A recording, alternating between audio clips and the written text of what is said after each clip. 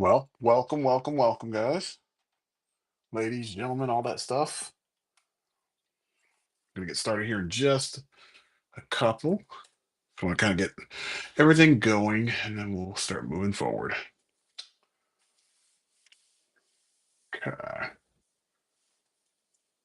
Okay. Gonna make sure everything's good. Make sure we got Twitch and all that kind of good fun stuff. Um. Oh, I know what I didn't do. I forgot this one piece. Bear with me, folks. Forgot to connect one thing from the next stream. Something very important that I need to kind of monitor what all is going on.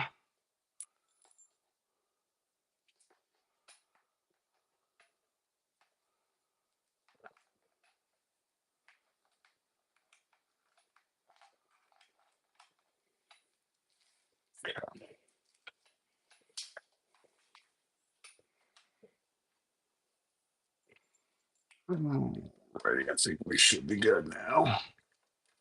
There we go. Alrighty. Now this way we have our secondary monitor and all that fun stuff. Okay, we're looking good. And let's go to my shows.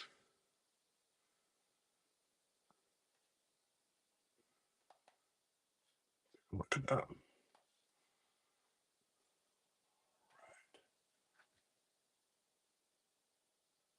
Good stuff. We are live. There we go. That's what we wanted. We want something nice, clean. Okay. So I know everything looks a little wonky right now, but we're gonna go ahead and get jumping in here. And so here's what we got on tap. I think what I'm going to do tonight is I'm going to work probably on this large Bristol board. I am running behind um, on my Inktober pieces, so I think I'm going to go ahead and focus in on that tonight. Get this up a little bit so that way we can see a little bit more. Okay, that works. That looks really good. Okay.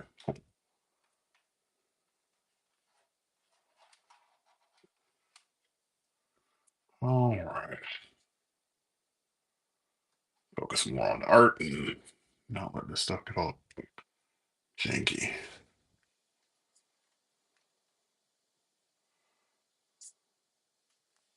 Okay, so typically what I'll use is like this Strathmore 300 Bristol board. Works really, really good. Typically, what I would use this for is like making my own comic book pages, which ultimately down the road I will do. But for this particular night, I am going to use it to make a couple of pieces for my Inktober. So the pieces that I'm missing for Inktober are today's, which is Juggernaut, and the other piece is going to be um, what's the other one? Jean Grey. So I don't get a lot of requests to do a lot of female characters, but that's okay. I mean, that's part of the game. You got to kind of do things that are out of your comfort zone, and that's what I want to do. I like trying to push myself because if I don't, then who's going to push me? Let's go in here. Take a look at what we got. The cool stuff about the Bristol board is that there's two sides to it. So unfortunately, because this camera is not capable of pulling off the quality, just trust me. On one side, it's kind of like super smooth, like butter. Like you can rub your hand across it, almost like a comic book board, just not shiny. Doesn't have that gloss. And then on the rear side, this is where you have more of the toothy side, so you can actually feel there is a difference. And what I recommend is working on that toothier side because it will take in all of the ink and all of your pencil work really, really nicely. So that's what I recommend. Okay, so In terms of tools that I use, I'm using all these little microns here. I use microns from a 0.001 all the way up to a brush style tip. So I'll use those when I get to my final pieces. I am going to start out, secure that. So I'm going to start out with some of this red lead. It's a 7. See if I can pull that over. So this is a point 0.7. I love using this lead. It gives your artwork a little bit more texture, a little bit more feel, a little more life. In addition to that, I will use a point 0.9 as well. Just regular lead. And then of course you gotta have you gotta have your eraser. That's important.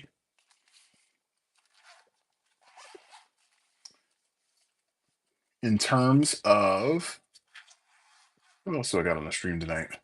Ooh, it just popped up. Let's see here. I just might be seeing myself for right now. It's okay. In terms of my pencil, so this is what I have. This is my main one that I use. It's called a graphic gear. I love this pencil for a couple different reasons. Mainly because it's got this nice little grip here whenever I'm doing like the finer details. This works super duper good. And this is actually the point 0.5. It's a little smaller for details. In terms of my regular pencils that I use, I got a point 0.9. This is the Nick Pro. Really comfortable. Like if you're doing drafting and stuff of that nature, these work out really well.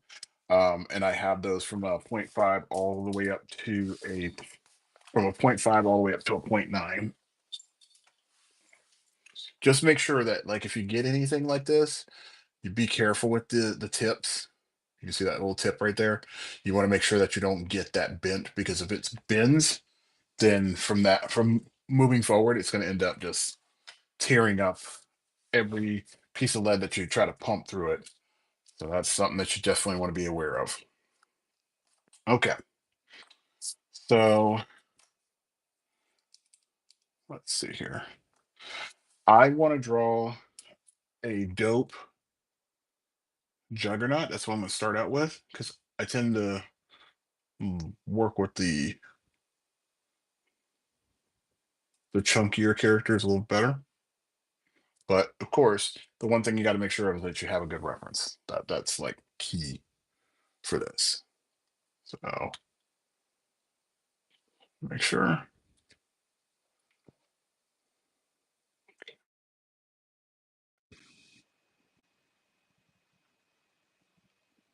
everything going here.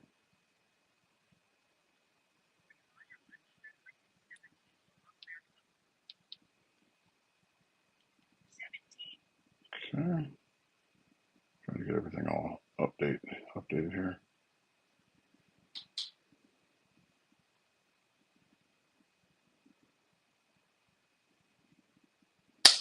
All right, that's so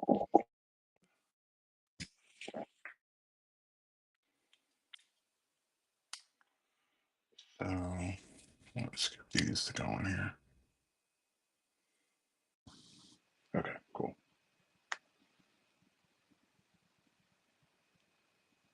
So make sure I got all my reference and everything going. That's good.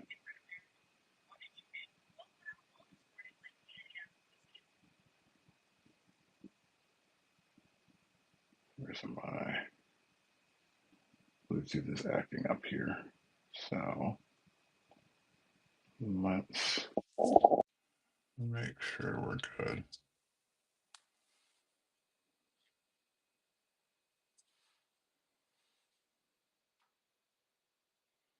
Okay. Well, I think I'm just wasting time, so I want to make sure I'm good.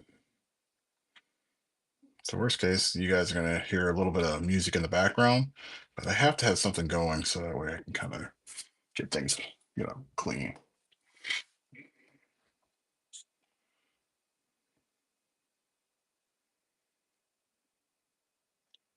All right. So Juggernaut.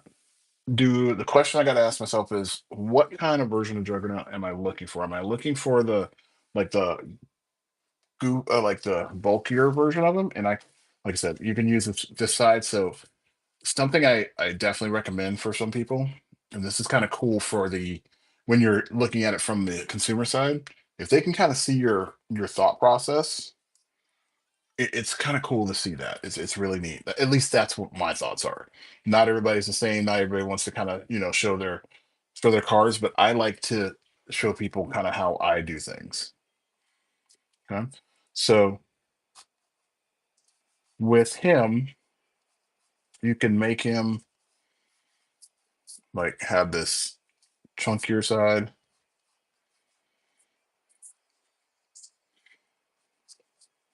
or he's a little more streamlined. So I've got the chest, and then we have this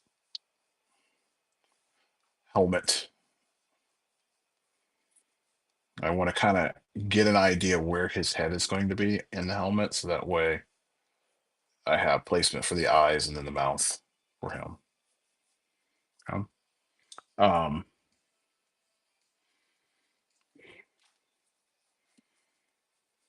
we will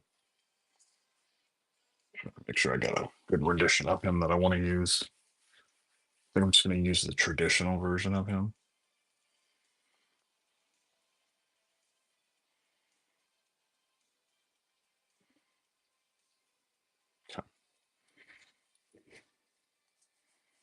So,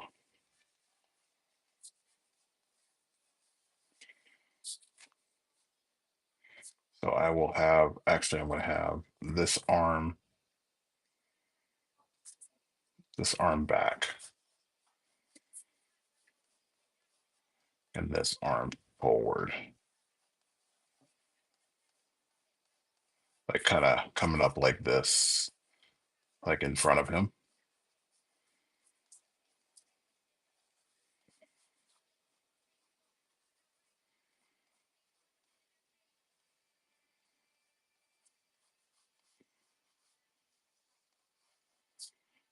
Okay. Again, just trying to figure out what I like in the design that I want to keep.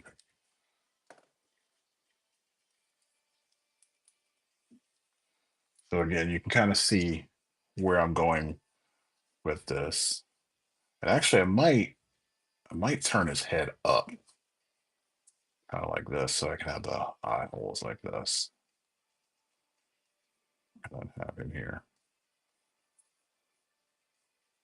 Maybe, but already did a character kind of yelling, so maybe not. I don't want to keep doing those things.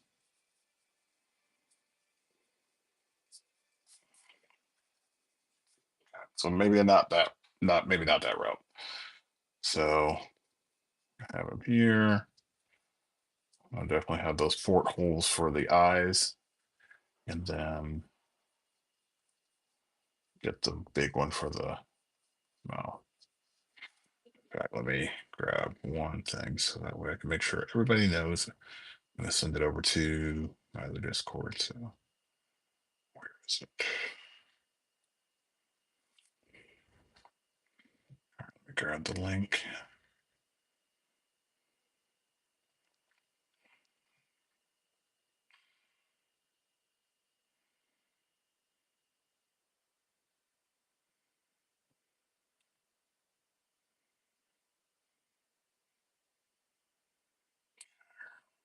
Okay, I'm going to put this on the Discord. So hopefully get some more people that want to kind of, chime in and all that stuff. Because I got a lot of things I want to touch on today. So we're going to go to general chat.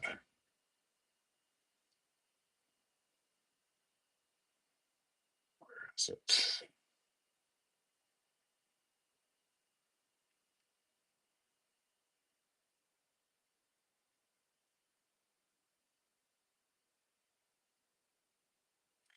There's that.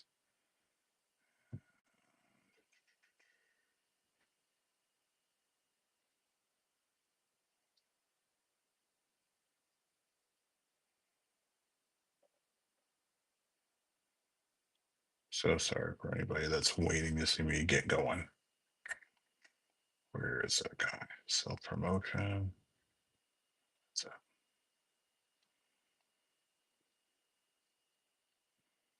All right. So now I have everything that I'm supposed to have in place.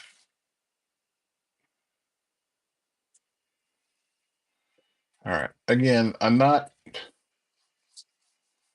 trying to get all the details. I just want to kind of get an idea of what I want to do shape wise. So he's got these gauntlets that are sitting here that go around like the knuckle area or around this part of his hand. So it straps around here just before the knuckle.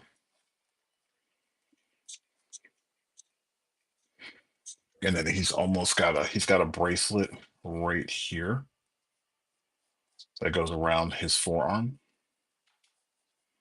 And then one more that goes right around his bicep.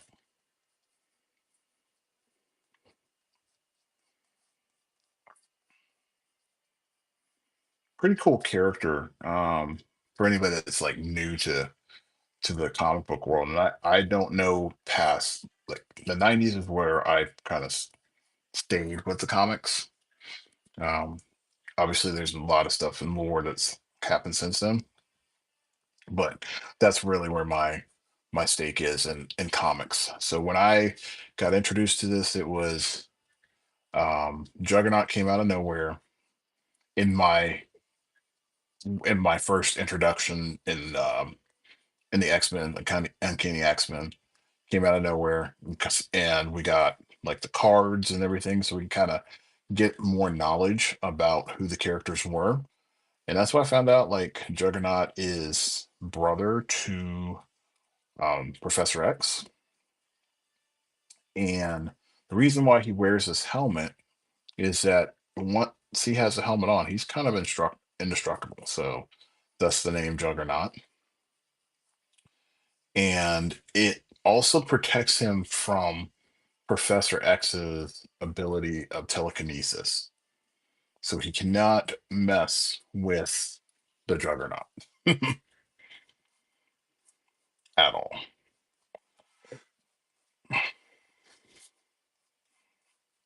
Okay, so the reason why I wanted to kind of see where I was going with this, because I can kind of now see what I like and what I don't like, and I kind of like want to. My goal is to kind of flesh this out a little more. The Juggernaut is very menacing. This one doesn't have that menacing look, so I need him to look bulky, and I also need to have him moving in a way where he seems like he's going to do some damage.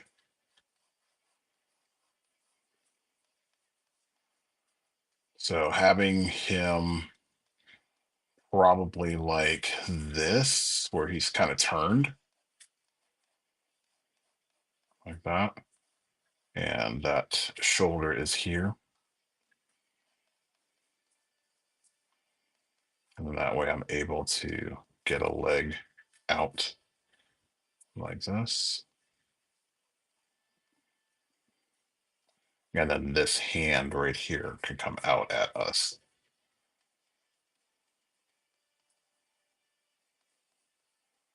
So like this. I can come back there with this pencil.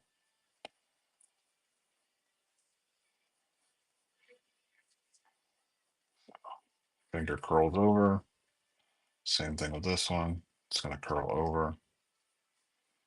Obviously, I'll have more knuckles and everything in there, but I kind of want to just get the basic shapes down. Get the brace that goes around his hand.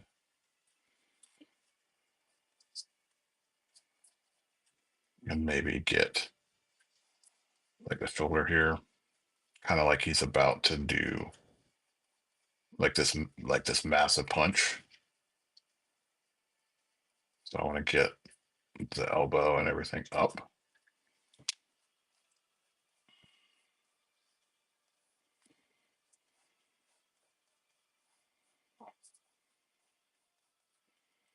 Get this hand here.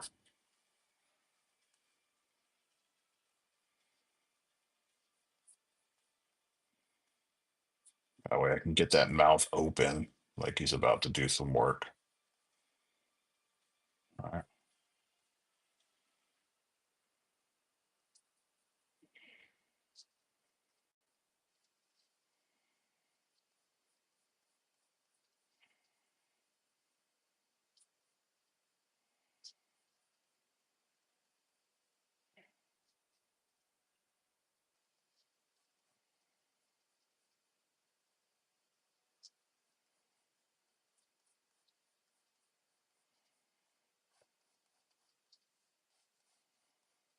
All right. Just like that. Like something to that effect. That's what I'm looking to do. Okay. If not that, then I don't want to do like the crunch of the hands, like I do this or the crossing of the arms. That's been done before. That's kind of boring to me. Um, Let me see.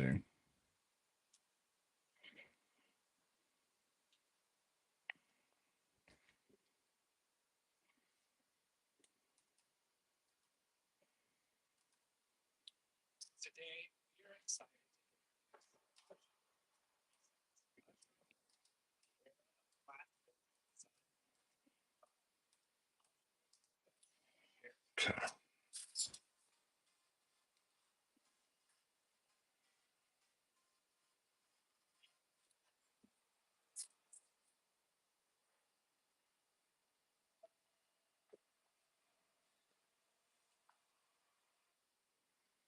All right. So we could do it where he's just doing the stance. We could kind of do like an upshot.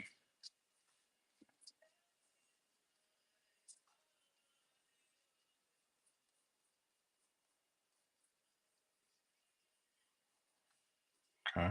Do the upshot like that. That's not really working. I don't really like that.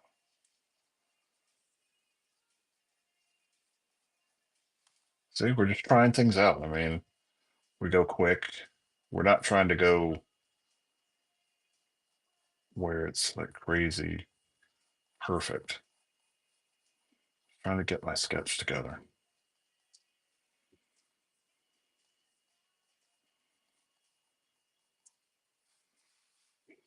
I got that. Um, I can always do one where he's standing in front of us and he's doing the flex.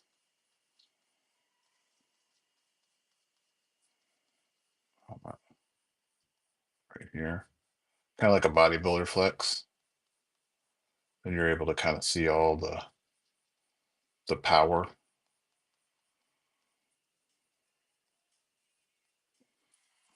That's actually not a bad idea. I kind of like that too.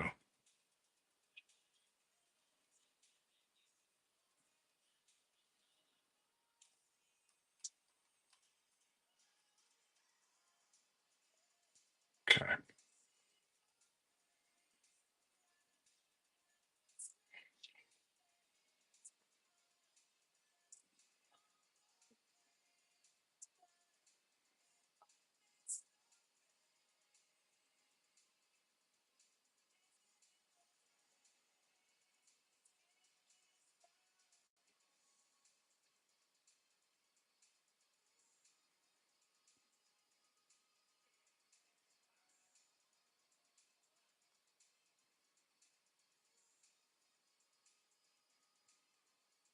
All right. I think I'm going to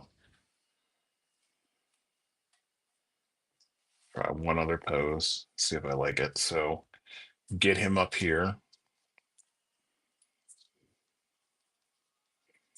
Again, I'm not trying to get all of the details in here. I don't want all the details. I just want to kind of get a general idea of where everything's at. Center line. Got these massive shoulders for him. So the head should not be equivalent, at least in my opinion, when I'm doing this guy. I want him to be big enough.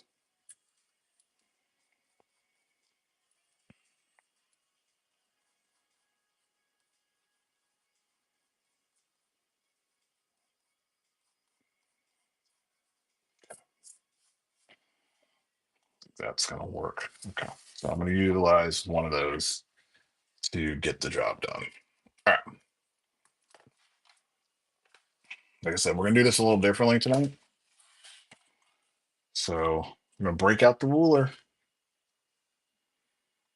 Let's go here.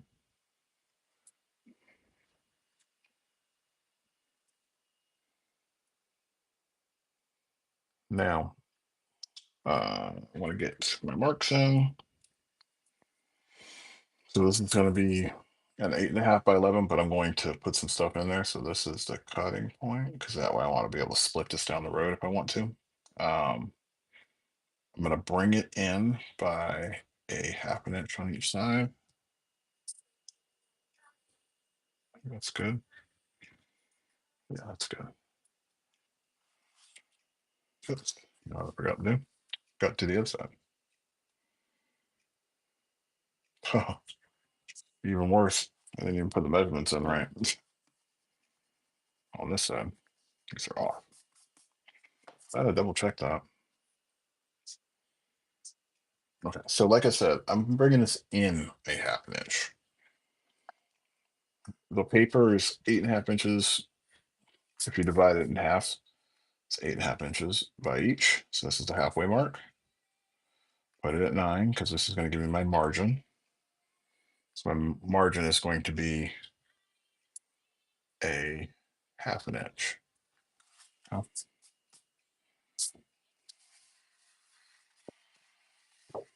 do the same thing on this side.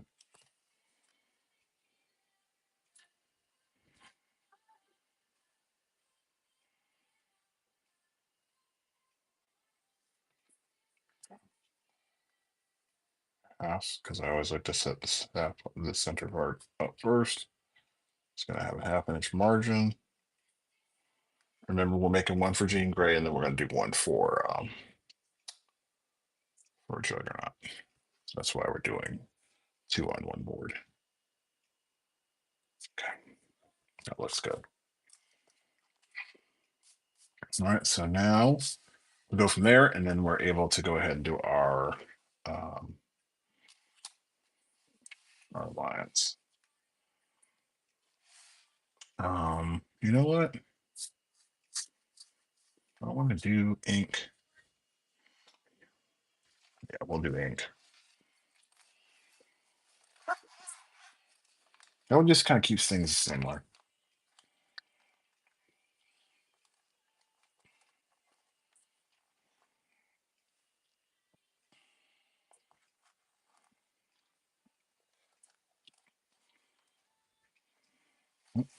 I'm on the wrong side. All right, so that's done. Let's go 0.3. And again, we're going to have a 1/2 inch margin.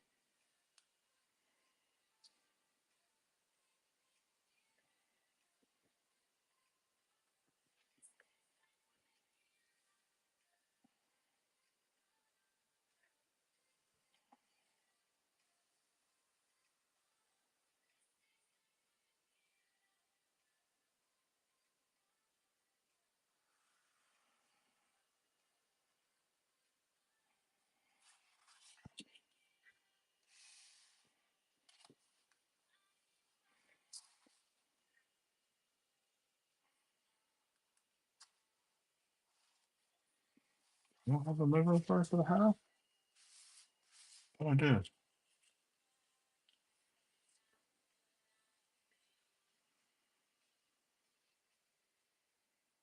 Oh, I did mismeasure. Okay, so I did. Okay, I gotta fix that. I love when you do that.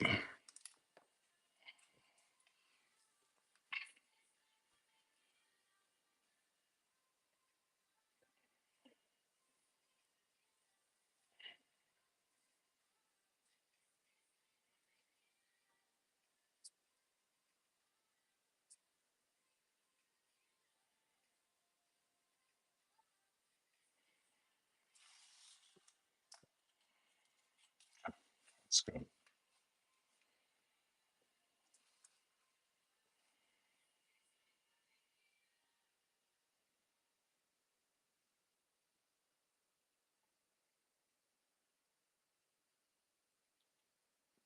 So that's there. So we're gonna go at half an inch.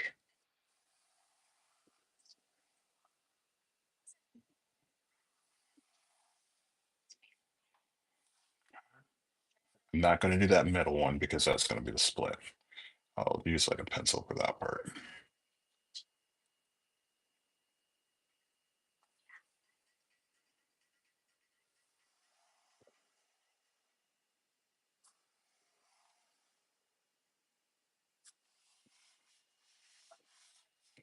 Last but not least, this guy over here. So for those people that are new to my channel, a couple things that I do. Usually I start off with a warm up, but tonight I really want to get into doing these characters, so they're actually going to be my jumping off point. Um, what I would like to do is I really like I'm really trying to build up speed. I thought in the beginning of doing this Inktober project that I typically participate in, I was going to be faster at it because I was going to have it, on my iPad and I would be drawing faster. Surprisingly enough, because my process that I use on the iPad is different than what I do here, kind of slows me down.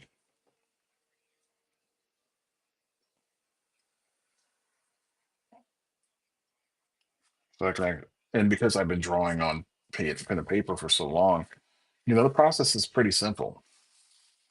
It's been the same. I mean, I've been doing that since I was a kid, so that is the same. And it tends to work out a lot faster.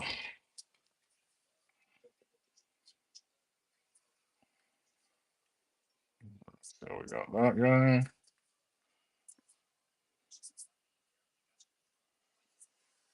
And this guy here. All right, that's good. I like it a lot. All right, so this one right here will be my um. This one will be Jean Gray. This one's going to be Juggernaut. And let's actually write this a little darker. Juggernaut. You don't see you. That's I believe her last name is spelled this way. Jean. I think it's Grey. Okay, so those are my two people. One's for the seventh, one is for the one's for the seventh, one is for the eighth. I'm gonna get these done tonight, then I'm gonna post them up. Okay. So let's get the basics for him. And I might change them up a little bit here too. Um,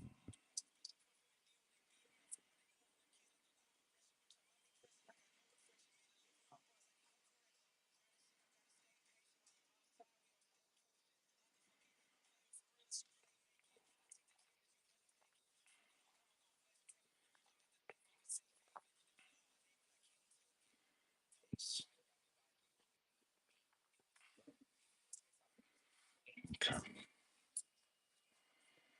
So let's get.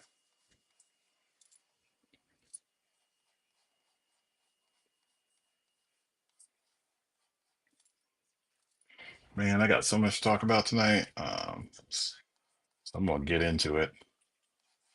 Um, so like I said, I mean, I usually do warm ups on here, but I'm going to just jump into my Inktober projects so that way I can get those done and caught up. So I think it's a good time to do that.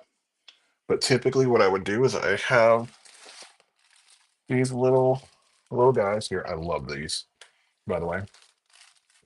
So I have these little mock-ups, or not mock-ups, but these little um, drawing cards that I do, and I'm able to create like some really cool stuff on a 4x6 like this. Very, very nice piece. That Scratch Bandicoot that we made last week. Um, Dalcini's been in there. Got some Daredevil. Now the cool part about these is that when I do them, and you decide you want to order one of them, I'm going to send you a second one without any muss, no fuss. It's actually going to be a freebie for you. However, it will be a random piece for you as well. So keep that in mind when you are doing your order. Um, I think it's a good deal. I don't think you're getting nothing bad. I mean, you get really something cool out of it. So there's that. Um, let me flip this over. This is the best one. So I think that's a cool piece. And then um, in terms of what I want to talk about tonight, I have a couple because I love movies. That's one of my favorite things to do or and watch. I love movies. I love series, documentaries, all that fun stuff. So for me, I had a movie that I had anticipated. Like you had this one movie that you really want to see during the year. So some of them were like Superman was one of them, Fantastic Four, Thunderbolts definitely. Bunch of summer movie blockbusters that came out. All of those I wanted to see, like Jurassic Park or Jurassic World Rebirth and others that came out. However, most recently there was one called The Smashing Machine. So if anybody's a fan of The Rock, he just came out with a movie where he was an MMA fighter. The actual MMA fighter's name was Mark Kerr. He was one of the pioneer fighters in this craft for many, many years. Um, However, he suffered from his own demons and he succumbed to using substances on multiple occasions, which, ultimately affected his career and his trajectory to where he had to, eventually say, hey, enough was enough and, put down the gloves and end up having a regular life as a normal person. Anywho, in this movie, The Rock portrays the main person, Mark Kerr. The, Going into this, what people need to realize is that the very first few minutes of the movie, in fact, the very first scene of the movie, is not necessarily the fighting part. That's not the part I want you to focus in on. You need to focus in on the little exposition that they put up in the very beginning, because that will change how you really thought about the movie because you're more involved and engrossed in the events that happen. But if you realize that the movie really only takes place in a small portion of his life, it definitely will change how you view the movie. So I believe the movie covers a span of 3 years of his life. So some of his like really super successful fights into where he actually goes through his substance issue. Um, so I think it's really cool to see all of that. Um, Having known the story, having lived it, knowing, I mean, it was back when I was a teenager that this was going on. Um, that was something, very unique to see. However, we didn't get to know all of the stuff that happened. So because there wasn't like social media as there is today, but you could kind of see where he was going. You could read between the lines if you really, paid attention at that time.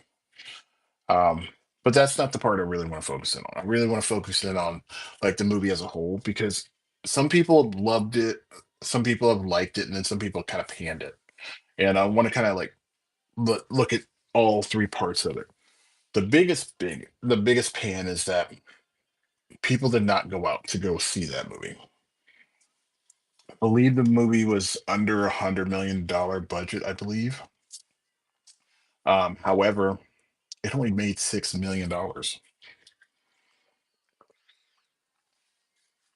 And when I say $6 million, we're talking in you know over 2,000 theaters. So that's a big opening for a theatrical movie. That doesn't happen on normal movies. That is a huge, huge push. Um, yes, The Rock did his normal.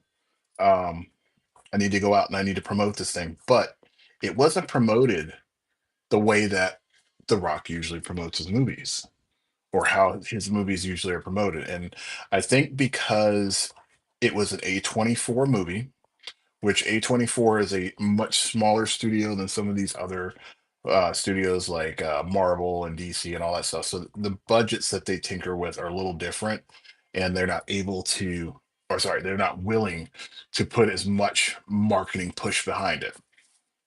I'm pretty sure the way that it was set up is that obviously this movie was put in the season where it was because it's going to be eligible for Oscar contention. Now, mind you, it definitely fits in that genre. So when you think of like Oscars, not a lot of Oscars like the bigger ones that get like the best movie and stuff like that are usually blockbusters. So I think from that side of things, that's really good for this movie.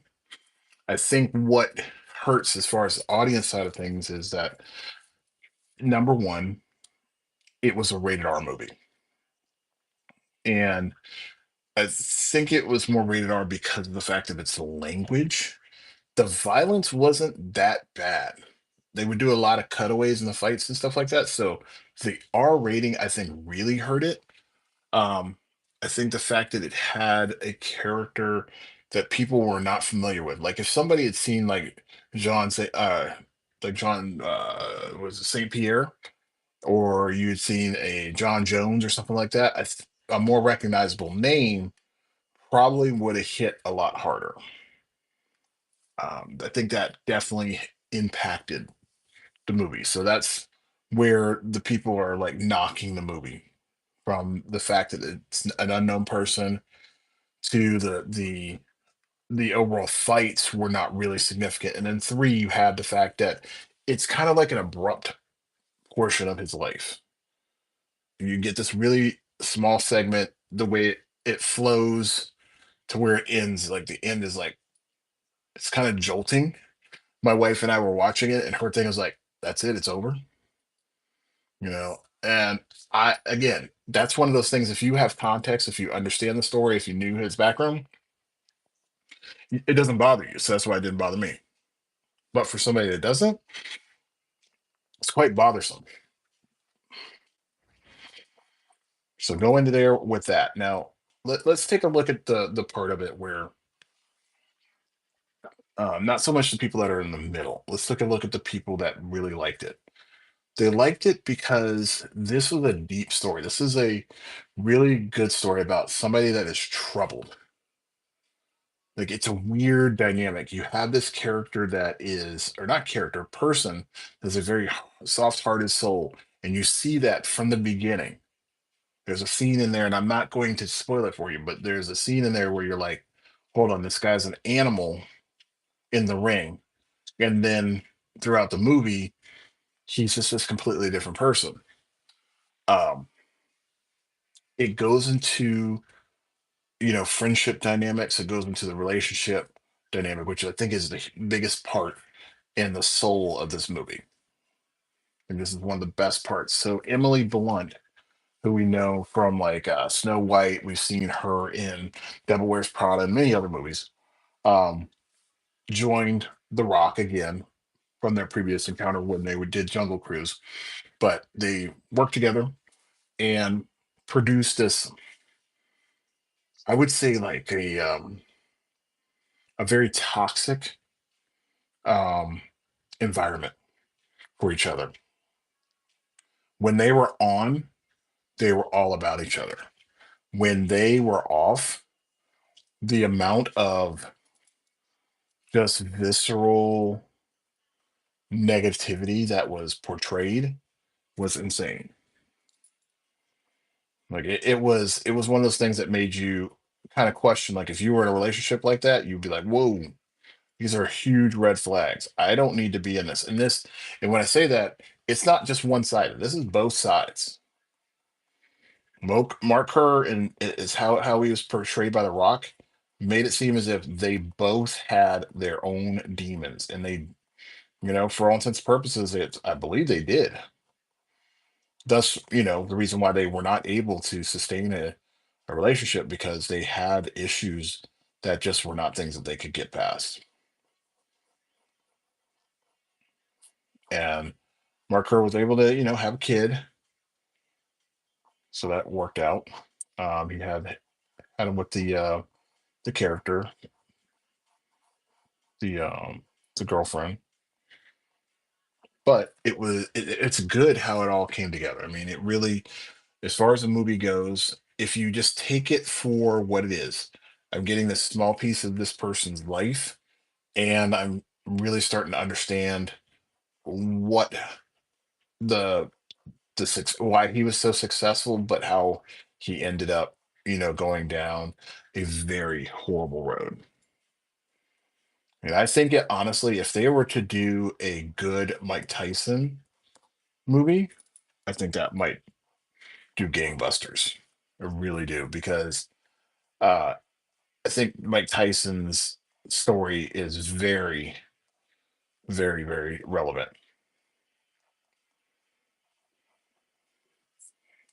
He's a very unique individual, and watching him do what he did, during his prime, from not only just from being in the ring, but also to him literally destroying, his career. Like he really tanked his career in a very, very bad way. And people were not sure if he was ever going to come back to be, who he was. Now, we all know that Mike Tyson is not gonna he will never retain the heights and glamour that he had from, yesteryear. But he definitely was a person to watch. And I think if they do something like that, that might grab the attention of more people than this did. So, did The Rock or did Dwayne Johnson do a good job in the movie? Yes, he did do a fantastic job in the movie. Prosthetics, the fact that there were times in the movie I didn't even realize it was The Rock, that's very hard to do. I mean, he in himself. I mean, he's got so many rockisms. You can't not know it's him, right? So for me, when I look at that, that's a positive for this movie. Um, I thought dialogue was good. Um, Cinematography was good. The atmosphere was very well done.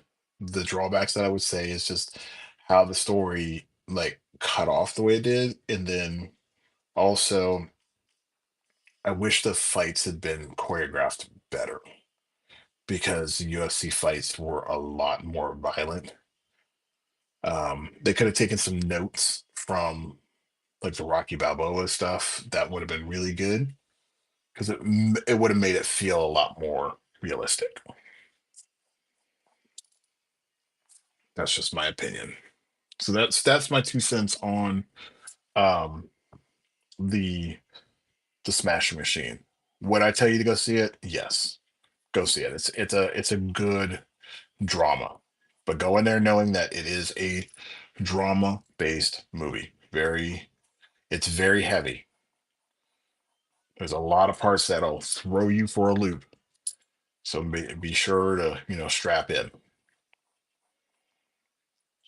All right, let's take a look at let's see. What's up, Rachel? Thank you for joining me tonight. I really do appreciate it. Just going over some like movie stuff that recently just came up. Um, Something else that I would say that I'm really excited about. I am really taking a look at this Tron Ares piece that's about to come out. I think it comes out. Yeah, it's this weekend.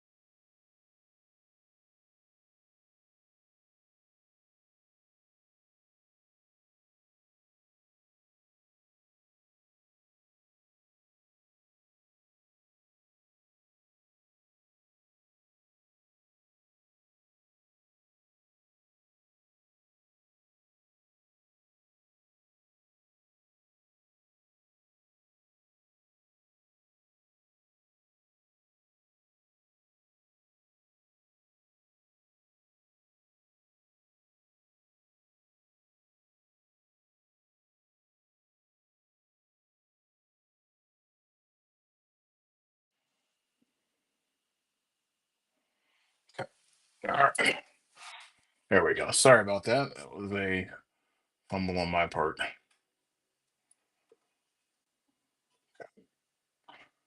Looking good. All right.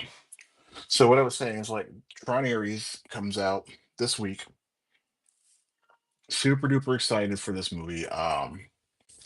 Reason I would say I'm excited about it the most, that first trailer that came out for Tron Ares, so unique. The feel of it. I would say this. It it gave me the vibe like when I watch Avatar. Avatar is a very visually pleasing movie. Do I really like the story for it? No. But because it's got simple character trope story tropes, which I hope eventually they do pay off. Um, but when I look at this, even though I already know what I'm getting into, I know the story of Tron and all that stuff. Um, this one seems like it's going to be a little different because you're no longer in the game. You're now having the game be part of the real world.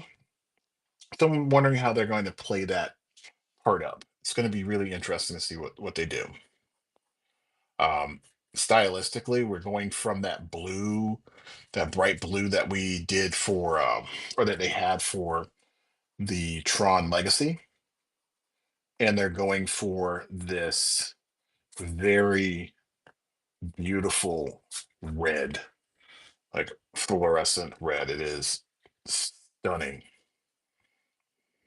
Just it's it's powerful, and the best part to I would say if you want to see an example of it in the trailer when they launch the missiles at the I think it's like the last segment of the trailer. That piece right there probably says it all as far as the visuals. Now, I don't know story wise what we're going to be jumping into other than we have corporations that want to create avatars that work in the or AI avatars that work in the real world or their programs. I apologize, not programs that they can use in the real world. I don't know if that's going to work. I really don't. I don't know who the antagonist is. Um, I know the protagonist is going to be Jared Leto's character. I don't know. There's a young Asian woman in the movie that plays a role. I don't know what her role is, so I'm going into this blind, and I choose to go in there with no knowledge other than basically what I've seen in the trailer, and that's what I generally do for movies. I started doing this, I would say probably right before Spider-Man came out, the last Spider-Man movie, not Into the Spider-Verse, but Spider-Man No Way Home.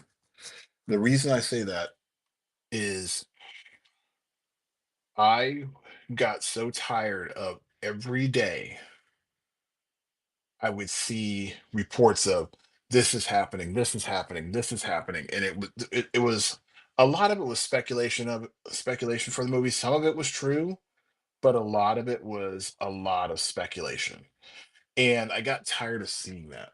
It got boring and old, so I got to a point where I was like, okay, I'm done.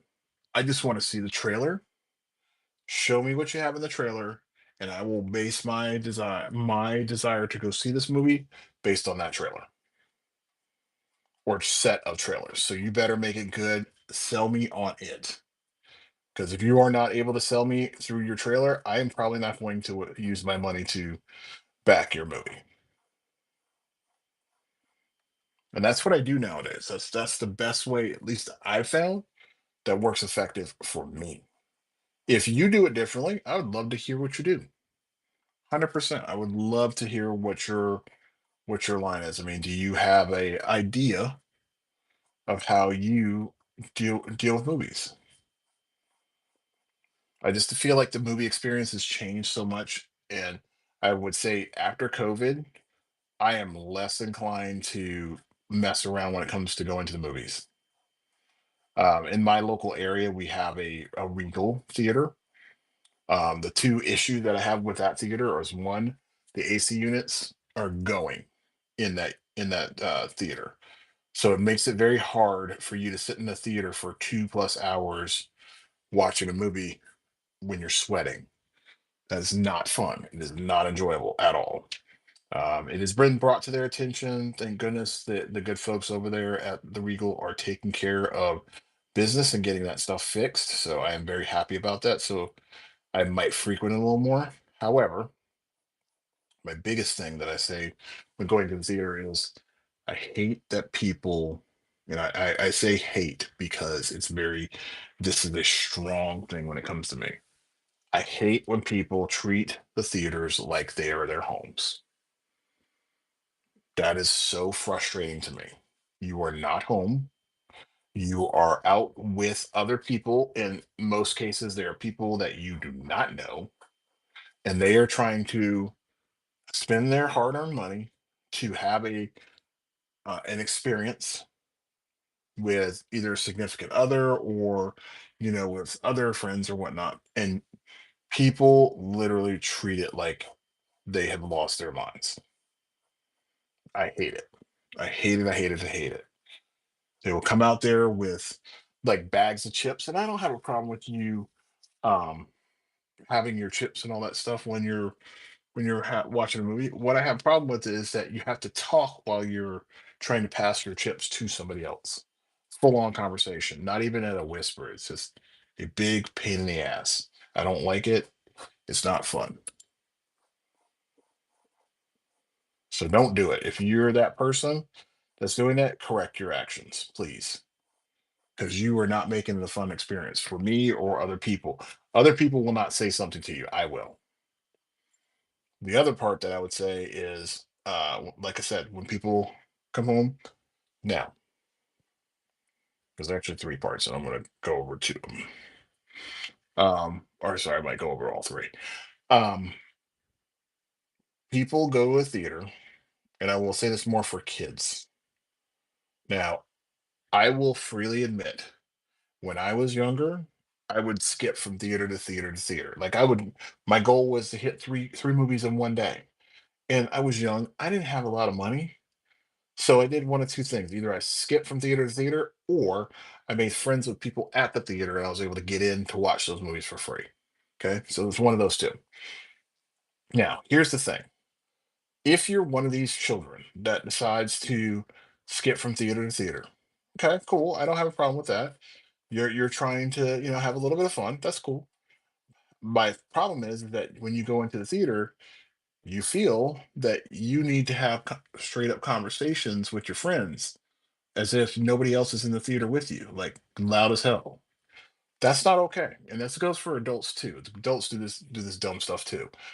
Um, you just got to be aware. And I hate to be this person that's on their soapbox, but I need to make sure people understand this because hopefully others will kind of catch on and we'll get back to the way that we used to do things, where we were courteous to our fellow moviegoer. Um, Thirdly, those of us that decide, or not those of us, I should say, those of you out there that decide that they want to bring their cell phone in, have either a conversation during the movie at full volume, like they're talking, like as if the person's next to them, or you want to text or view your reels or anything like that while the movie's going on. That's not cool. Okay. Our phones typically, when you go into a theater, when you have it even at a low brightness, it's still bright because it's a contrast. And they're usually gonna brighten up by themselves once you drop it down. And it's distracting. It's almost like somebody's, pointing a flashlight at your eye when you're not even trying to look at it. It's like they're flashing it at your face. Just don't do that. It's not cool. Not cool at all. How you doing, guys? Um, that's my soapbox stuff. Like those are my big issues. Don't come in the theater and talk. Come in the theater to enjoy it. Don't come in the theater um and make conversation. Don't have your cell phone on. And if you're gonna sneak into a theater, act cool. Be cool. I definitely ain't gonna say nothing.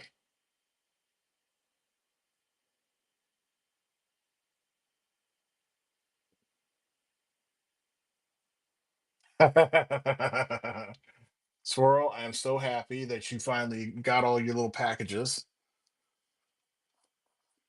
So, so cool.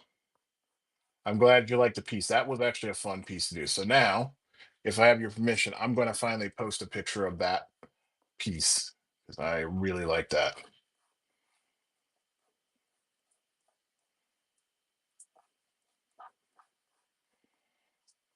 Yeah, I think that was dope.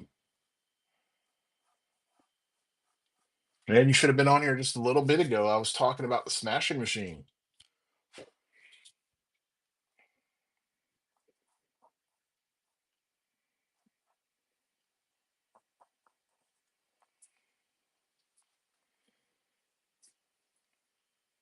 Oh my goodness, I almost did the pinch and swash method. So,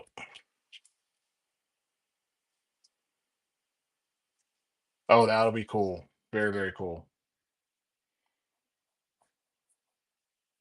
Yeah, that was a fun piece to do. Like I said, I like doing obscure characters. It's more of a challenge. Like this character I'm doing now, Juggernaut, I don't draw him very often. Ever. Like ever, ever, ever. He is probably my least drawn character that I've ever done.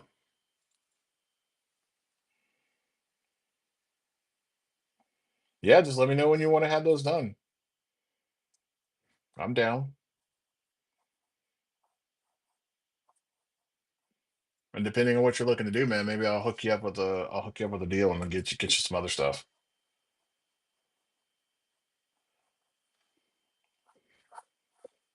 I'm gonna probably be sending out yours, and I have another piece that I'm gonna send out next week since your piece is done.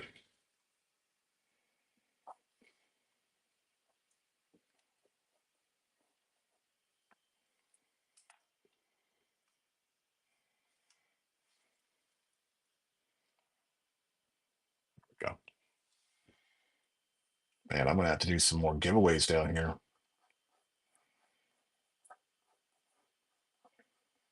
So Swirl, you actually came on at a good time because I hopefully some people will pop in while I'm saying this because I'm gonna be doing something that I really feel is gonna help get the word out about this channel. So because I really want to push this channel, I'm going to bring back my sketch cards. So you know how I did these sketch cards, right? Like yours specifically, like I did this guy here. Oops, it's not that one. This one. So you know how I did your sketch card, right? So what I'm going to end up doing is I have a road to 1,000 sales. Okay. I'm going to start it off with a road to 500. That's the first part. I already have, a few sales now, but the goal is to get to that 500 mark and then eventually get to 1,000. That's the goal. Now, to do that, I am going to be dropping the cost of my cards. Now, I'm not doing a 2-for-1 on these. These are all going to be singles, so they're going to drop down to $5 a piece for colored, for black and whites, all of that. So I'm going to just start throwing them all out there. I will have a series of like DC characters. I'll have a series of like Marvel characters. I'll have image characters, video game characters, movie characters, all that stuff. Um, I really enjoyed doing this back during COVID, so we did it as a promotional piece, and I am going to knock that out the park. And hopefully, with everybody's buy-in, everybody's going to end up with something really cool. So that's going to be the road to 500. I think it'll be pretty cool once it's all done. What is this cartoon cutie pie? Take a look. See what this is. Instagram handle. Let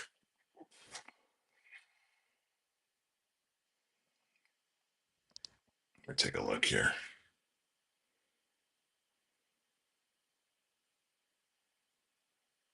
All right. So let me go here.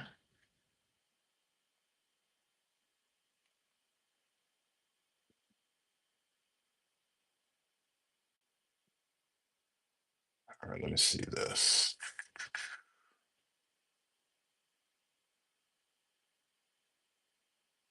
Heck?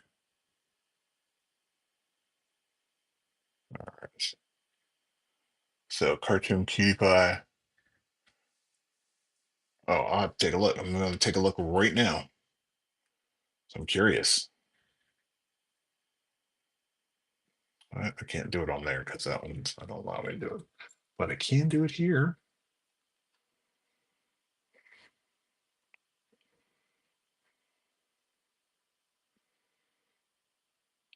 See what this person does. Let's see here.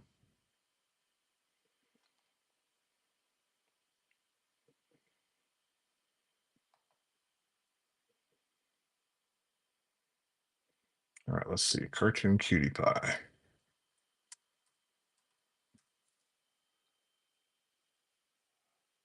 Ah, there's cartoon cutie pie. Actually, they just joined. That's funny. That's very funny. All right, so let's see what this person does. Oh, that's good stuff. Got all these covers. Got some dope designs.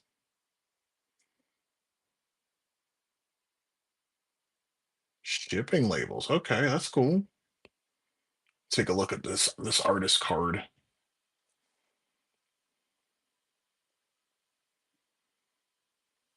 I love the colors.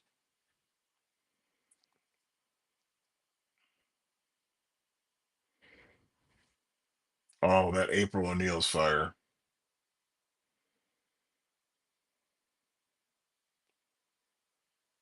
Very unique style. Bold, bold, bold colors. Yeah, I like that.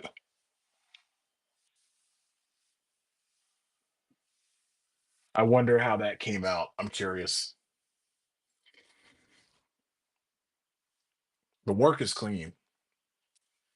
I can't knock it. It's really, really dope.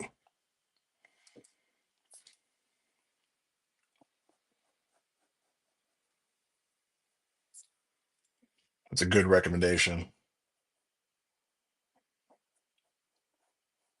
So I guess the question I have for you, Swirl, is, and I ask this more so from my own personal, knowledge, because I have some art in my home that I purchased. So when you buy a bunch of commissions of the things that you like, right? Whether it be the question, whether it be whatever, what do you do with your art? Do you hang it or you just, put it on a shelf or whatnot?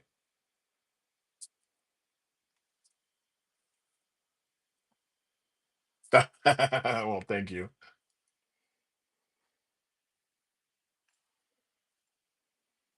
I mean, I have a couple art, like I said, I have a couple artists that I've personally have on my list that I've bought work from, but I only have that stuff, certain artists up on my wall. So what do you do with the rest of your artwork? You put it throughout the apartment of the house?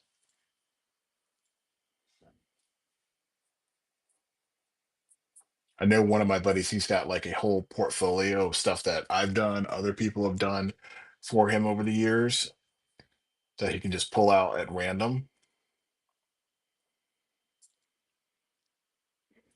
It's kind of like to know what people do with their stuff. All right, so Juggernaut is ready for ink. So let's go over to Jean Grey. Ooh, what Jean Grey do I do?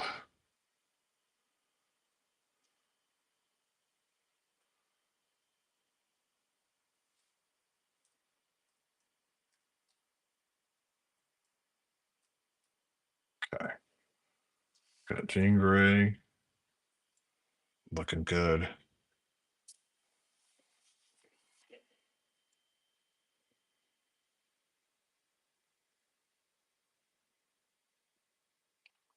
Well, thank you. Yeah, that was a this is where it started, just so you guys know.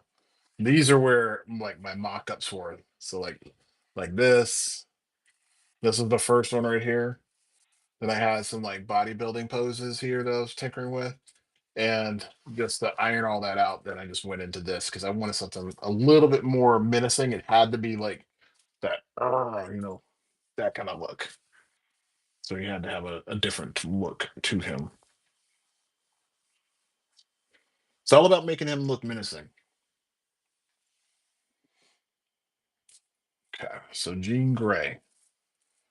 So she's going to be like more magical.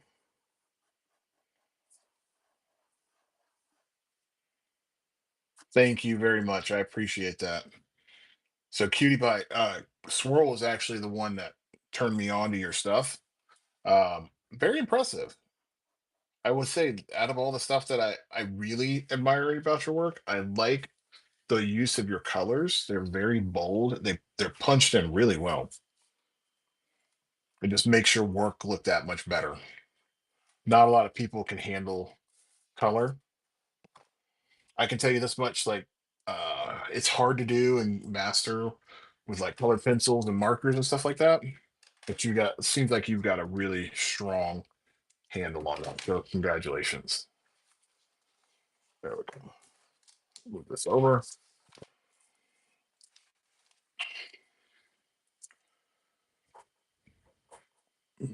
So Cutie Pie, are you doing any of the Inktober stuff?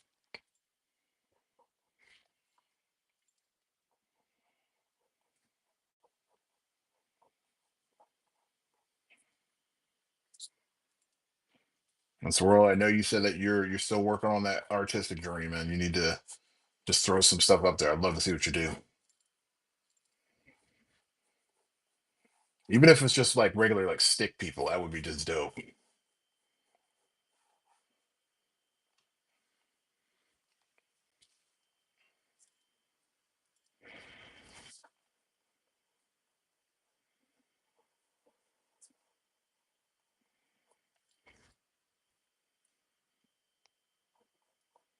Yeah, I've been slacking a little bit because I've had a lot going on um work wise. So trying to play catch up here is the goal, the name of the game for tonight.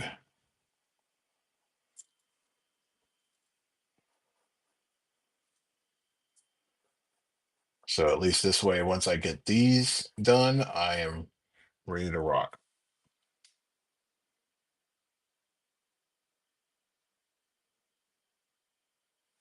Yeah, you know what? I would say they have some really cool Inktobers, and there's so many Inktobers out there that I want to participate in. So the X-Men one is the one that I really want to do because it's not the regular prompts. So for me, excuse me. So for me, because I like doing superheroes, it kind of like fit into what I was doing, and it's different from the traditional prompts. I will not knock the original um Inktober set that Jake Parker does every year. But for me, the fact that people are, doing new things and throwing in different genres, I think it's really cool. It different adds a degree of challenge. So the ones I'm going to be working on, I am going to do this one. I'm going to finish up this set. Then I want to do. There's a pinup tober and there is a mytho October, which is all mythological characters. And then if I have some time, I will then jump into doing the rest of Inktober. So I might just take a day or two and just knock out every piece, every prompt in there. But we'll see. I've been participating in a couple of them throughout, but it's hard for me to be able to hit all three. Um, especially if I'm doing them digitally, which I've been doing a lot digitally. Digital for me, I thought that process was going to be faster. It is actually not faster. It's much slower for me. So as you can see, I'm able to put all this stuff together pretty quick on paper. But back to you. Congratulations on all the commissions. That definitely is a plus. So really, really cool. What you got over there? Heavy metal. You know what? Are we talking like heavy metal bands or is it like heavy metal characters from the book? Oh man, that would be dope. That would be awesome. See, I think only people that appreciate that book would really like throw down hard on that.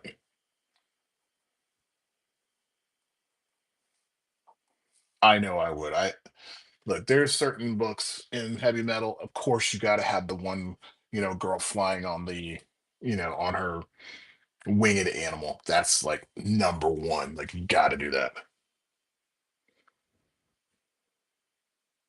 Yeah, I'm actually on Discord. I'm on three or four different Discord servers right now. I'm still trying to get a handle on Discord because I don't understand how it all works. I'm very late to the game, so I got to figure all that stuff out.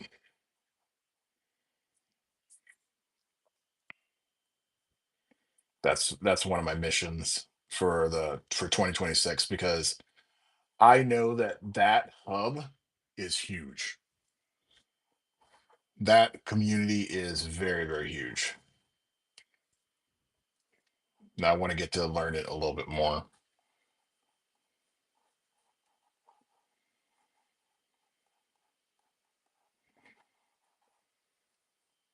Yeah, just we have a Discord at my college that I work at, and I didn't even realize that on that Discord there's different segments as far as like different areas that we you have to work in and all this kind of good stuff. So again, I'm learning as I am going. I don't like that method at all. I think it is kind of goofy, but I'm getting the job done.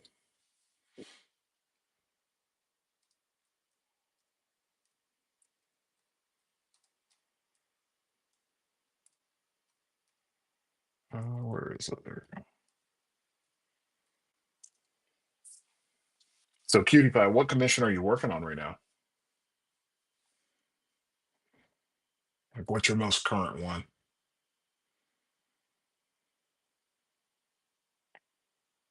That's okay.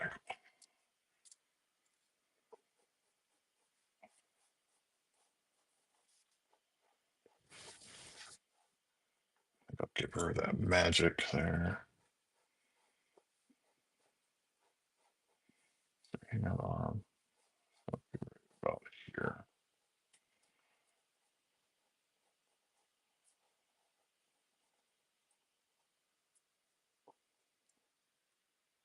All right, here we go.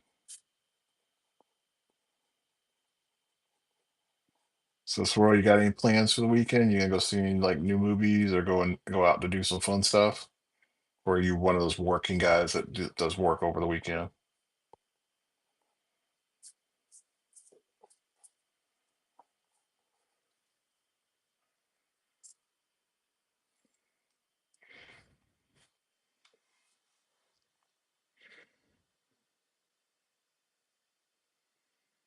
Oh, that's dope.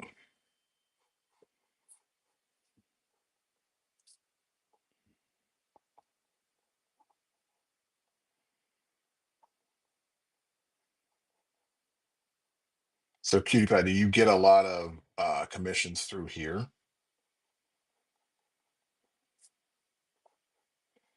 or is this on your other social outlets or social platforms? Okay, that looks good.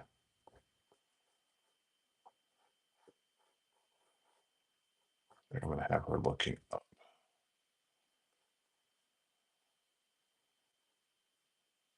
Like, I'm gonna turn her head a little bit.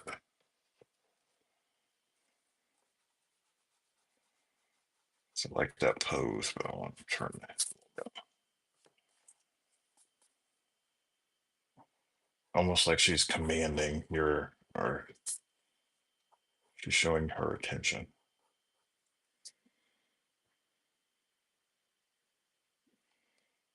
On the average, how many like shows do you do a week, and what's the average time that you do?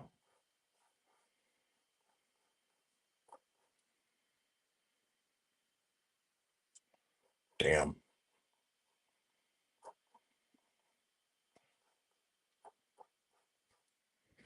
So like how often do you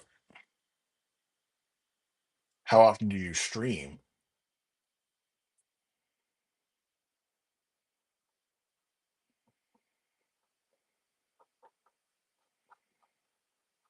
And for how long do you stream? I'm just curious because I'm just trying to understand.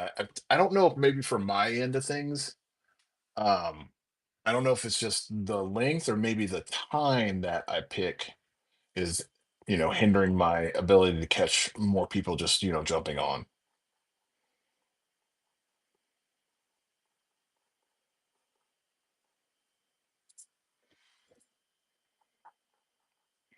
Because you're not the only person I've spoken to that, it's been pretty successful.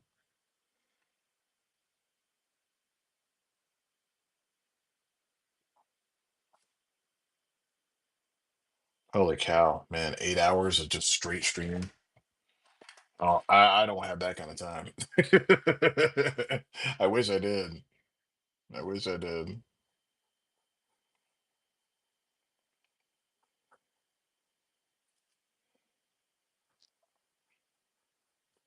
Yeah, my goal is to get up on here on Fridays to start doing more streaming. Fridays and Tuesdays, because those tend to be my lighter days, and get on here for like 3, 4 hours.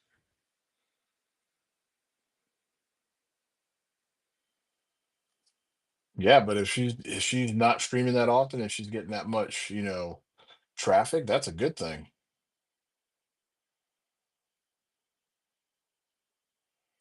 I mean, she's doing something right.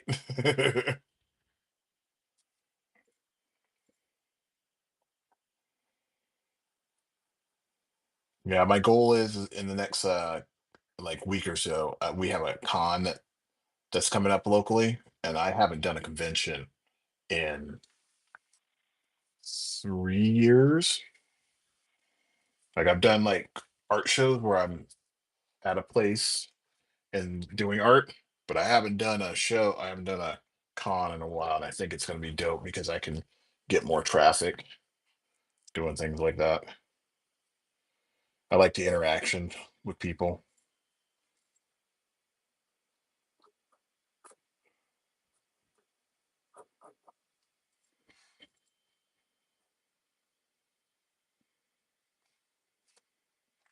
I do a lot of local cons. Like as far as like I go to them, but as far as actually participating in it, I don't. My wife is she's like, "Why are you not at this convention?" And we went to this convention last year. It's called PalmCon, and that convention has been around for a while. I went to a different version of it where it was further south, so it was about an hour away from where they're having it now.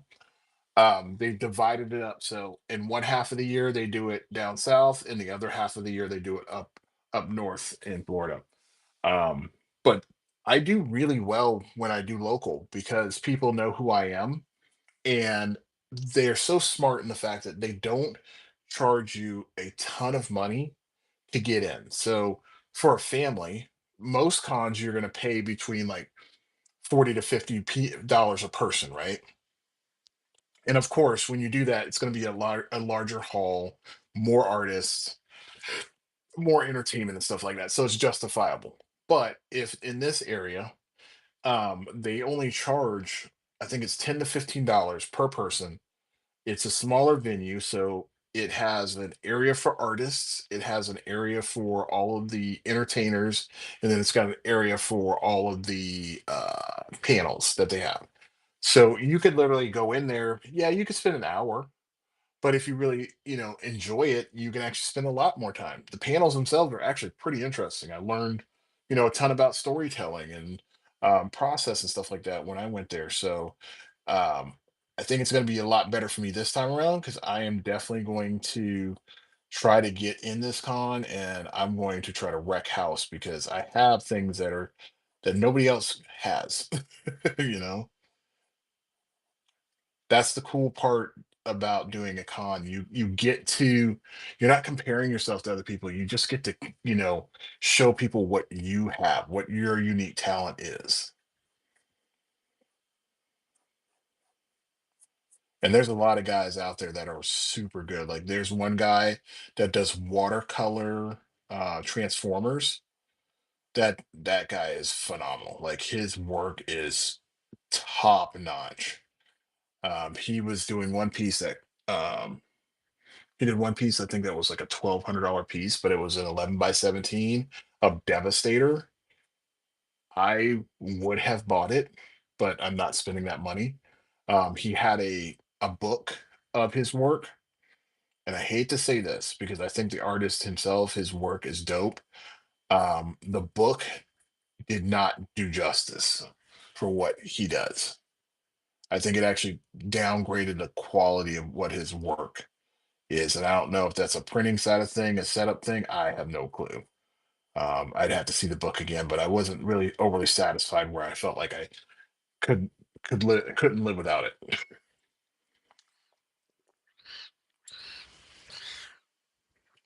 However, he was pretty reasonable. He was very reasonable price wise.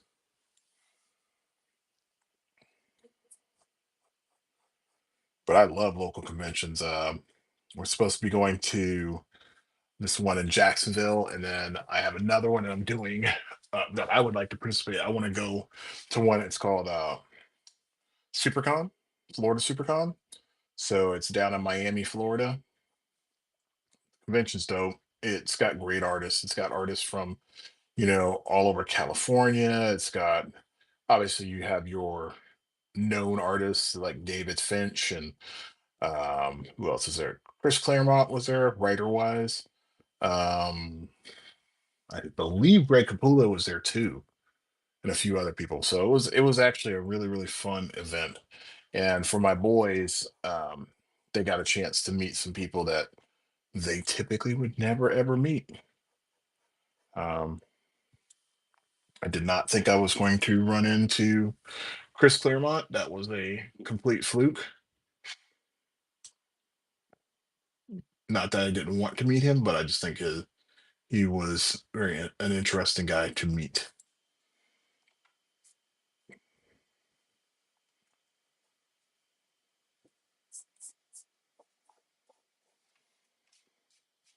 Yeah, I want to. You know what? I the biggest con that I really want to check out, Swirl, is I. As crazy as it sounds, I really want to check out San Diego. I've heard that San Diego is kind of crazy because San Diego's a smaller city, almost to the point where it just can't sustain the amount of people that you know just come in there. It's just that massive of an event. I know LA Comic Con just happened. That would have been dope to go to because there's a lot of people that I heard that were there. I was like, man, would have been great. Not from an artist side of things. I don't want to do it as an artist to go visit. I just want to go there as a fan.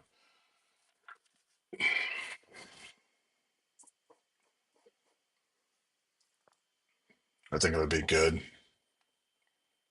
Yeah, there's a lot of people I followed that actually were at that con, and I was like, man, that would have been awesome. Yeah, that's on my bucket list. My wife and I kind of figured out what we're gonna do because we want to go to Hamilton one of these times on Broadway. So our goal is, I think it's either next year, I think it might be next year, is to go up for the con. And we go to the con on a least busier day, so like a probably like a Thursday or Friday.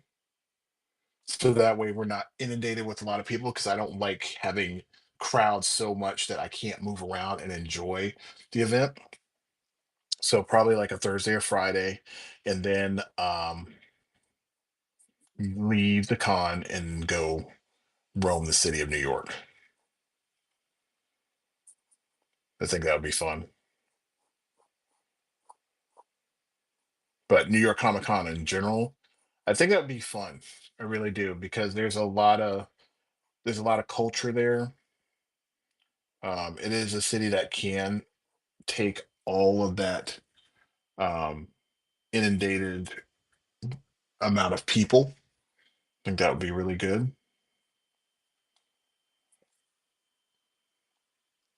All right, so how do I want to do her hair?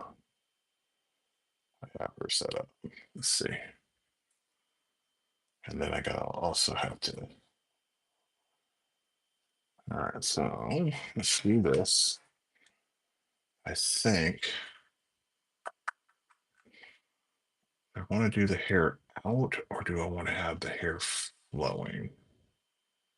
Because she's a little different depending on what she looks like. Because I am going to do Jean Grey with the red, or not red. She's going to be in the Red Phoenix costume.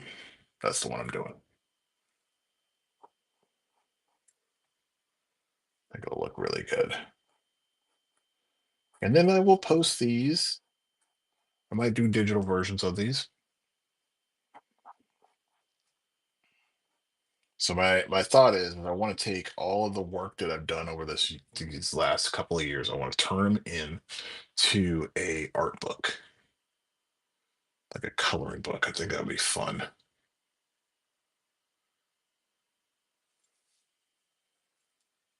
All right, so across the chest. In fact, I'll just do the whole thing. Yeah, I mean, here's the reality. My typically what I'll do is I will get all of my prints done as an 11 by 17. And what I've realized is that a lot of my regular people that buy stuff from me, they don't have room in their homes to place an 11 by 17 all around the place. However, they could put a book on their shelf. I could put a spine on that book, put my name on there, put my company on there, and then they can go back to that whenever they want, and it will give them a reminder of what they bought. Yeah, definitely the coloring book idea. I do actually have two different coloring books that I did just of superheroes. Um, let me see if I can pull this up. 'Cause I'll show it to you. I'll show you the actual characters that are in it. I know I have those on my Insta. See here. Come on. It's amazing how far back sometimes you got to go in your feeds to find things you need. Wow, that was a lot further back than I thought. Okay, so we're getting there. Okay, so this is one of them right here.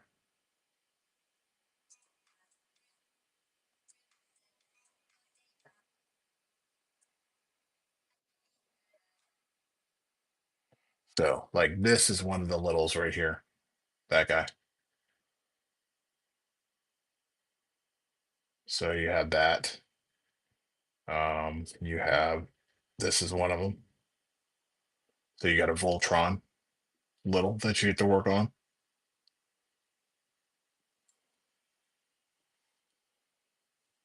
You have what is another one? Oh, this is one of my favorite ones. Definitely like my favorite. Like her. A lot of little different things inside of there.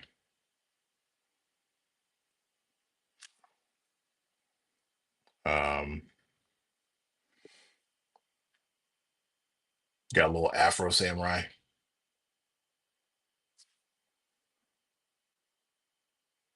and oh,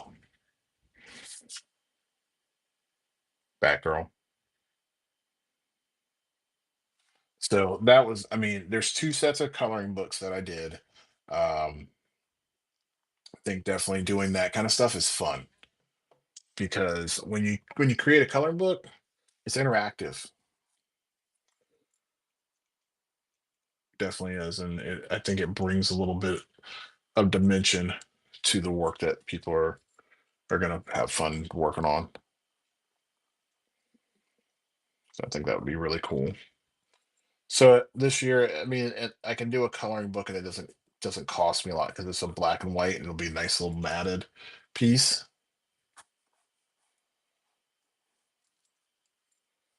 I think it'll be smart to do. But if I have both, then I'm in better shape.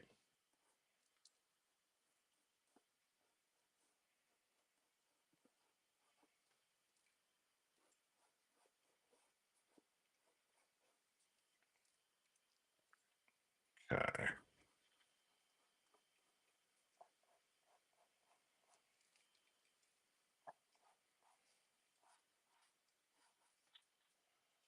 Okay. I think I got everything on there. Thank you very much, guys. I appreciate that.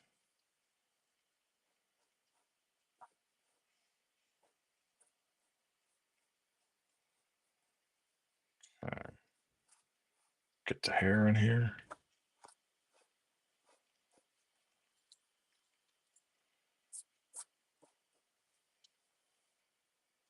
Trying to get this hair to cooperate.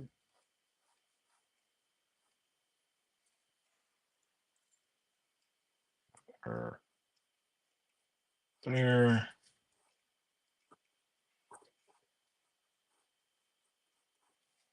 Make sure I get that scalp in there.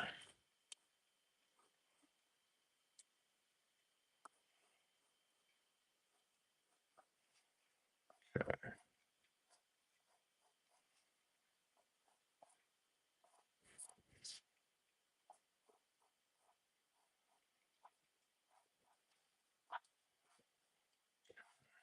Looks good.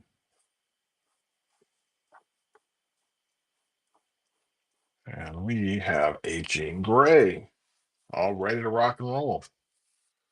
Got a Jean Grey and a Juggernaut. Done.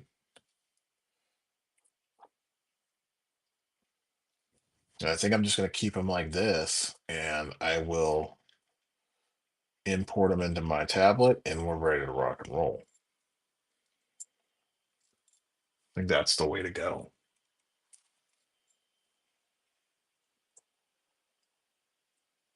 I don't have to lose my mind trying to make this work.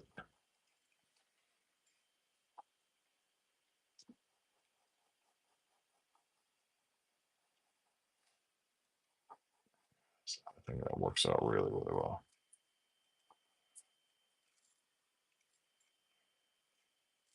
And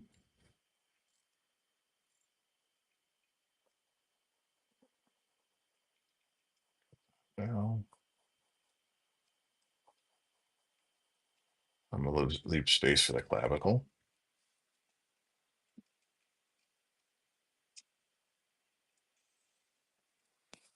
Okay.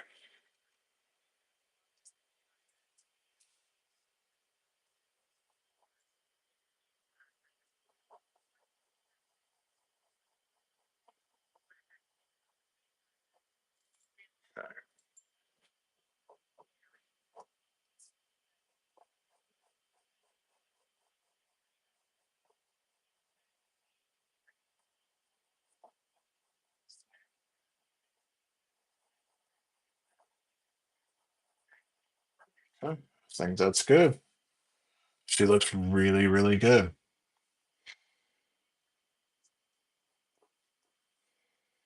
think that's a good set. That's pretty cool for one day. And then I'll put them in the computer, put them in the tablet, and then I will digitally do them. I think that's going to look really good.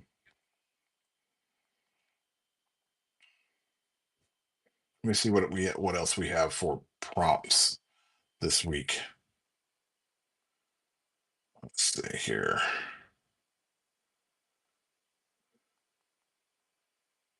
Where are you? It's in here. Okay. So these are the rest of prompts for just this week. Okay. We have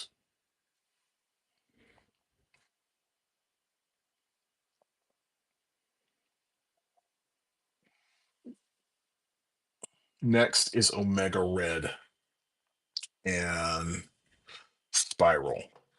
So anybody that doesn't know my stuff, right? Omega Red was probably one of the first characters I had to learn how to draw when I came back to drawing art, on a regular basis. So when I started getting ready to go to con, this was the character that I studied because tentacles are fun to draw. They're so much fun to draw. How you doing, Brent? So Brent, welcome. And just to let you know, I am doing my Inktober prompts that I missed for the last couple days. And since it's midnight,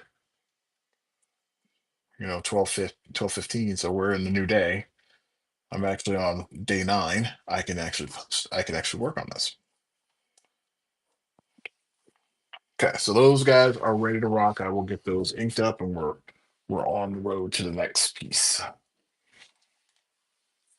Okay, so I don't know how many people are against this or for it or whatnot, but Inktober is a thing where you're supposed to do art each day. Now it has turned into you post your art each day. And I think that it needs to be done where you actually show your work that day. Like you're actually doing it.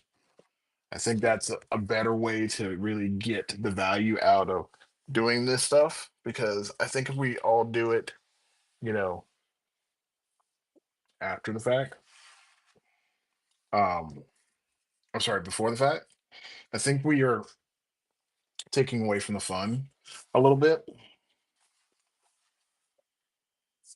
That being said, I also can see the flip side. You should do the artwork. Um, you should be able to do the artwork when you want to and then post it. So I see both sides. And the reason why I say you should do it that way too is because, like, say for example, you're busy, right? Y- It takes time to create stuff like this. And if you're busy and you can create 4 or 5 pieces in a day versus, you know, maybe getting enough time to sit down and draw the piece, when you want to. So like you have to dedicate time to do it. If you can have time in your day and you could do,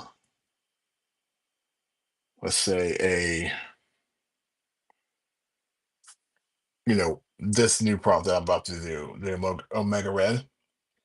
If you only have time to do the Omega Red um, for like 30 minutes, you're not going to get your best version of that. So why wouldn't you take advantage and do the thing that you really enjoy and give yourself more time to do it and then post the results? I really don't have a problem with people doing that. I'm not that person. Let me see these points. These points are 100% off. Why are they off? I don't understand why they're off. They shouldn't be.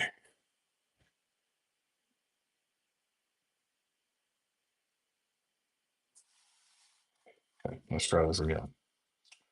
All right. And this one I'm actually going to do in pencil because I messed up that leg.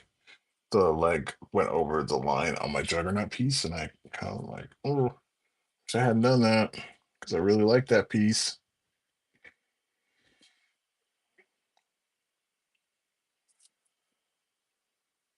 But you know what? The cool part is it's going to get digitally done, so I can just fix that later.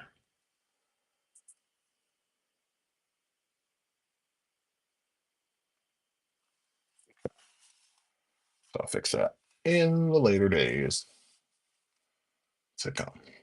Let's get that there. That goes there. And I'm just going to do this one with my red lead.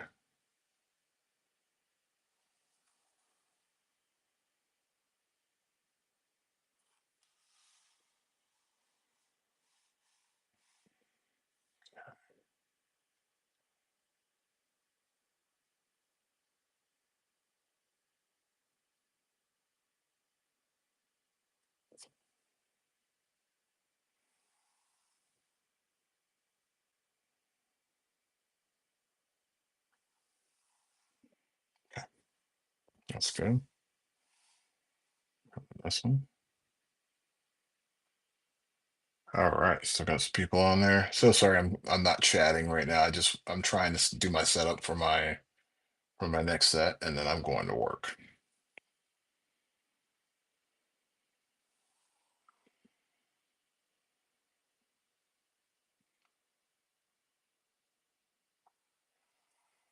It's so weird.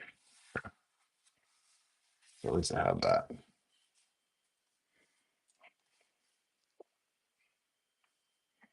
So Cutie Pie, are you still on here? So I want to pick your brain on some stuff.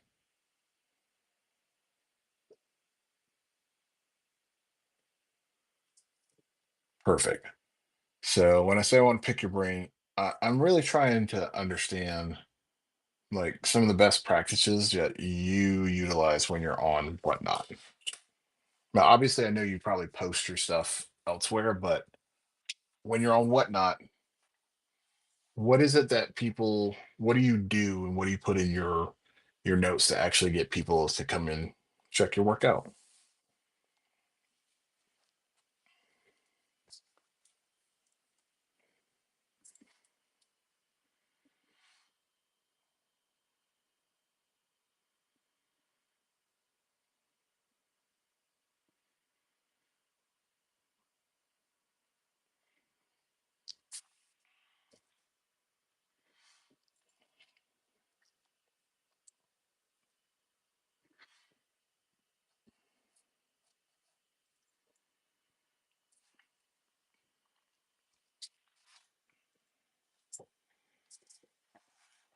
Let me do this. There we go.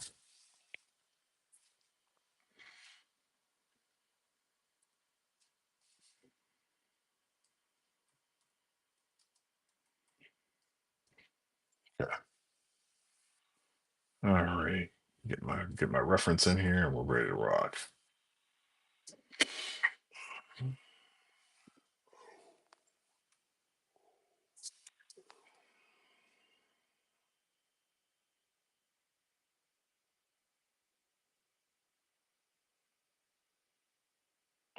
Okay, that makes sense. That makes a lot of sense. I like that idea. But I guess it's different per person, right? So everybody's got their different ways of making things work.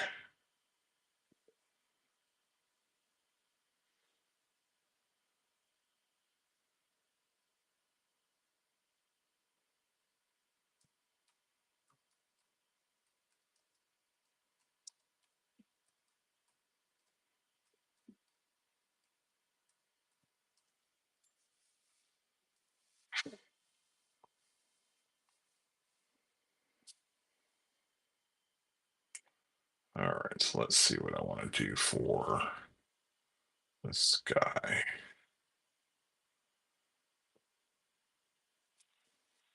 Yeah, I think I want to do.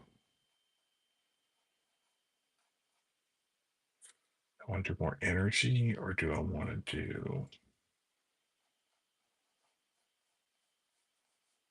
do something like where his head is here, kind of turned? I think that'll work. And well, that pose has already been done. I'm thinking of.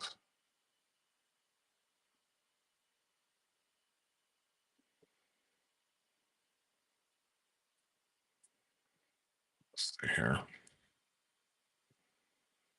What do I want to do?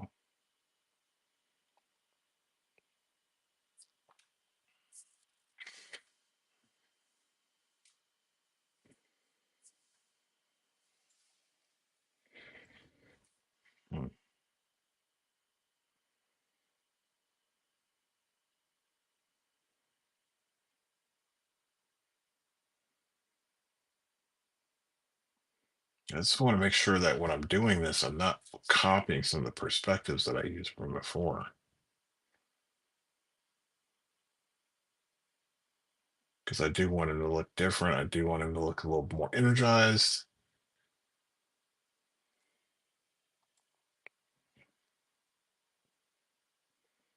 Question is, how do I do that for this guy?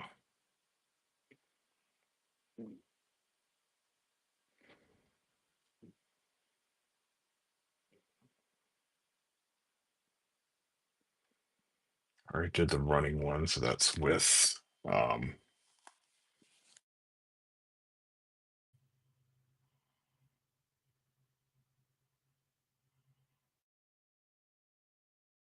running one with the juggernaut. So let's see what I can come up with for this guy. Maybe I'll do a perspective pose for him. I think that'll be the better option to do because it's a little different. So I'm going to do an upshot of him.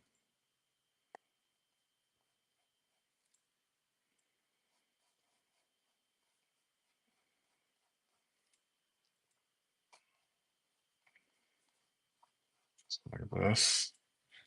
And maybe his neck extends out a little bit more like that.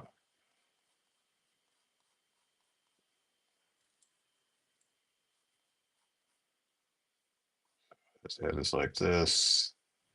Want to make sure we get the jaw in the right spot because that's going to be the selling point, especially when I'm doing the setup.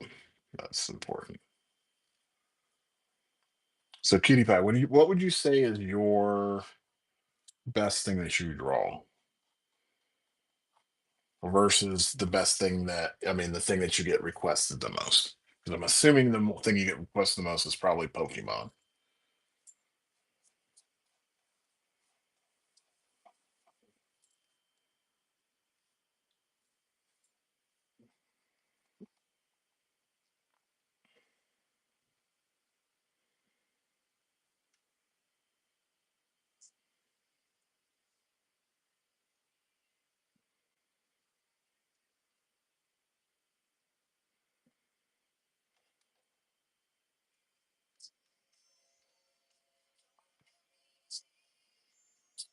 Mm.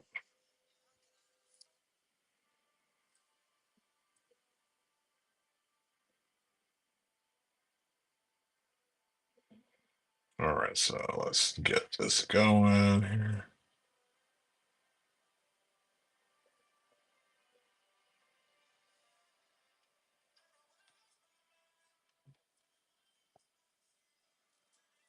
All right, so let's get this guy going.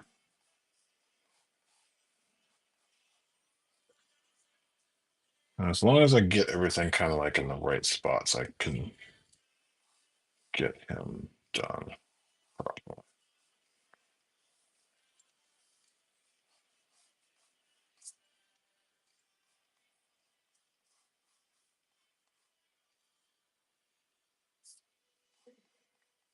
I would have the thigh here because it's forced perspective, and then the back of the leg like that. So then I get this arm to come this way,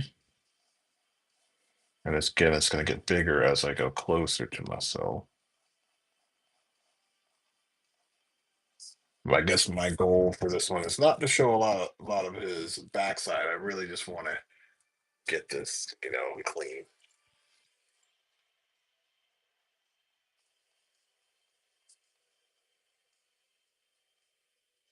Get this hand in place.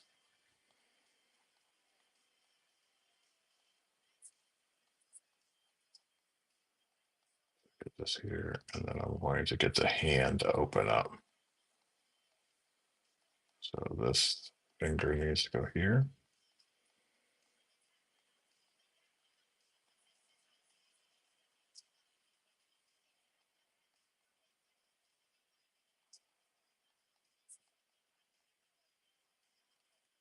I'm,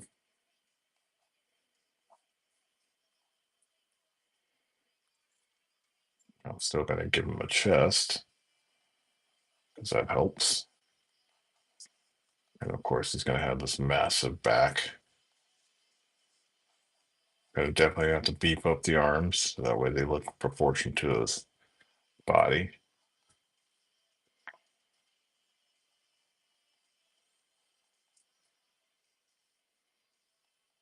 So now I have all this.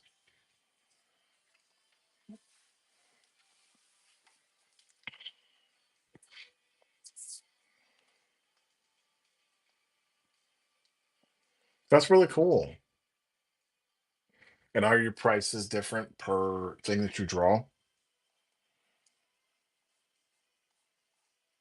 Because I know when I looked on your whatnot, yeah, there are some things that were differently priced, but I mean, I know portraits take forever to do.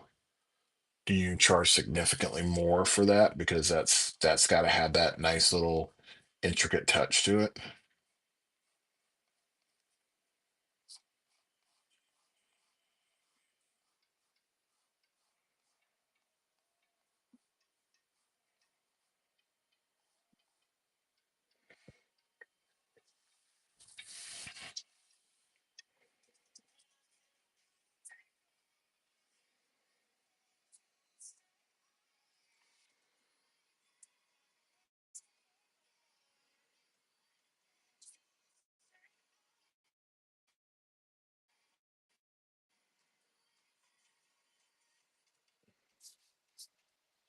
I just got to pull my reference from my Omega Red before I start throwing things on it.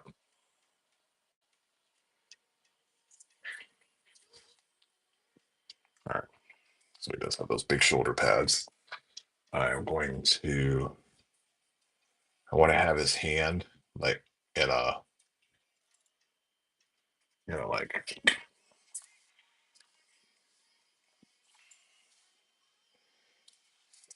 kind of like gripped like the fist. Like he just got pissed and he's about to go ahead and do some work.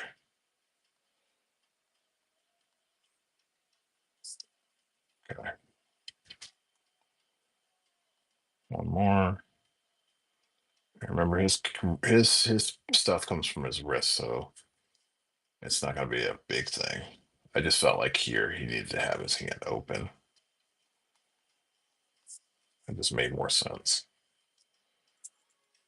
And then this for this one.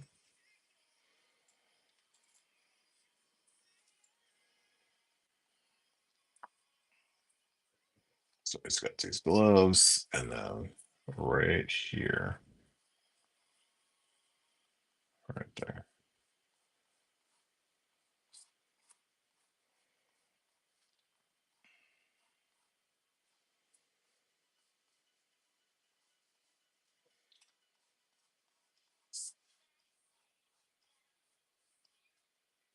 And that way this goes up here.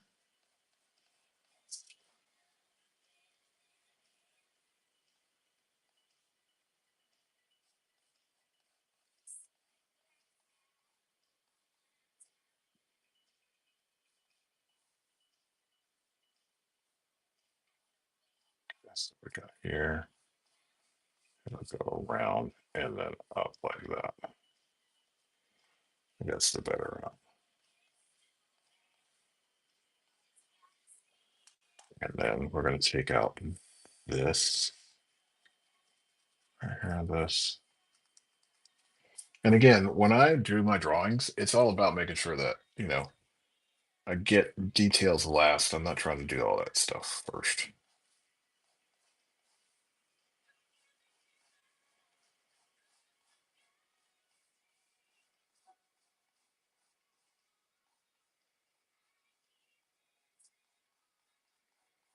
Okay, so that's good.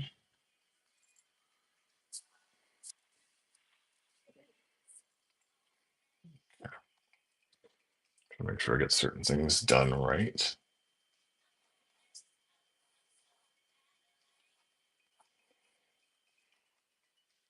It's got these weird, massive shoulder pads. Now, because of the way he's positioned, I'm not going to be able to do all the details on his shoulder pad. So I want to focus and make sure that I put some minor details, like on his glove and all that kind of good stuff. I can come in here with this guy.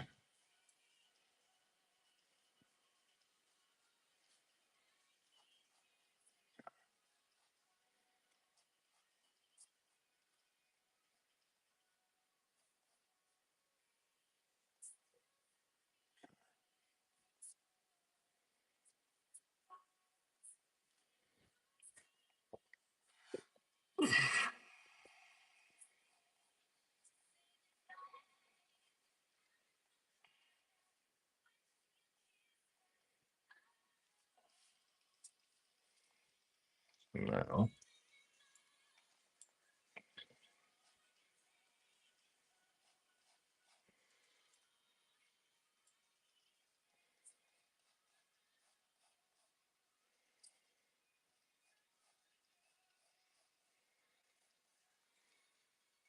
Okay,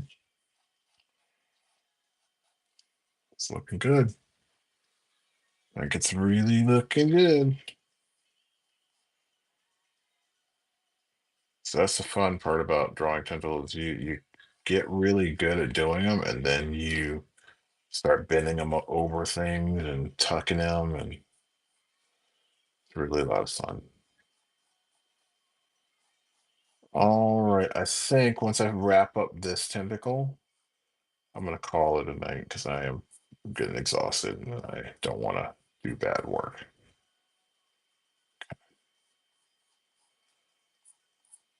All right. All right, cutie pie. Thank you for hanging in there with me. I really do appreciate like your feedback and all that stuff.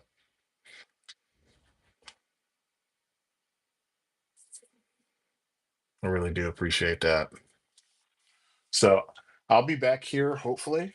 We'll see if I can get in here on Friday. If not, it will definitely be next Wednesday. So I look forward to seeing you guys again. Cutie Pie, it was so awesome talking to you. And Swirl, I hope you have a good night. You take care. Have a good one, and I'll see you guys on the next episode. Have a good night, guys.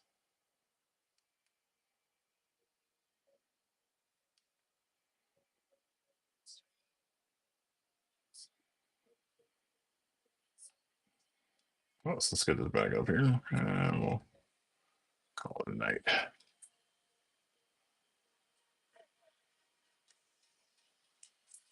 Okay, and